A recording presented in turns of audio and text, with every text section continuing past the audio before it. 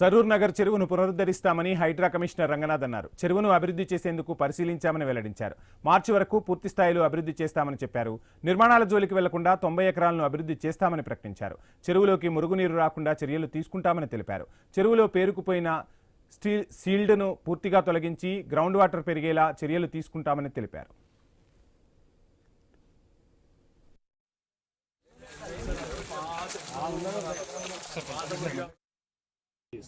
అంటే ఓవరాల్గా చెరువు అంటే మేము 100% అన్ని ముఖ్యమంత్రి గారి ఆదేశాల ప్రకారం పెద్ద చెరువులు టేకప్ చేయాలని కూడా వారు మాకు చెప్పడం జరిగింది.